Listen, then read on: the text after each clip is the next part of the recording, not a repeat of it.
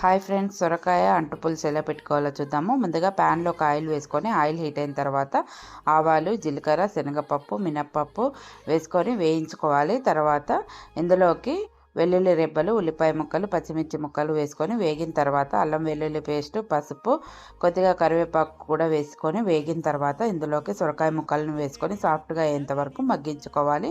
ఇవి మగ్గే లోపల శనగపిండిలోకి కొద్దిగా వాటర్ వేసుకొని ఉండలు లేకుండా కలుపుకొని పక్కన పెట్టేసుకోవాలి. సొరకాయ ముక్కలు వేగిన తర్వాత ఇందులోకి ఉప్పు, ధనియా పౌడర్, కారం వేసుకొని 1 నిమిషం పాటు ఇలా కలుపుకున్న తర్వాత ఇందులోకి చింతపండు రసంని కూడా యాడ్ చేసుకొని కొన్ని నీళ్లు పోసేసుకొని పులుసు అంతా కూడా బాగా మరిగించుకోవాలి. పులుసు మరుగుతున్నప్పుడు శనగపిండిలోకి వాటర్ వేసుకొని కలుపుకున్నాం కదా, ఆ వాటర్ని ఇందులోకి వేసేసుకొని కొద్దిగా కొత్తిమీర కూడా చల్లేసుకున్న తర్వాత కొద్దిగా ఉడికించుకోవాలి. ఇలా ఉడికించుకొని స్టవ్ ఆఫ్ చేసేసుకొని కొద్దిగా బెల్లం కూడా యాడ్ చేసేసుకొని కలుపుకుంటే మనకి సొరకాయ అంటు పులుసు రెడీ.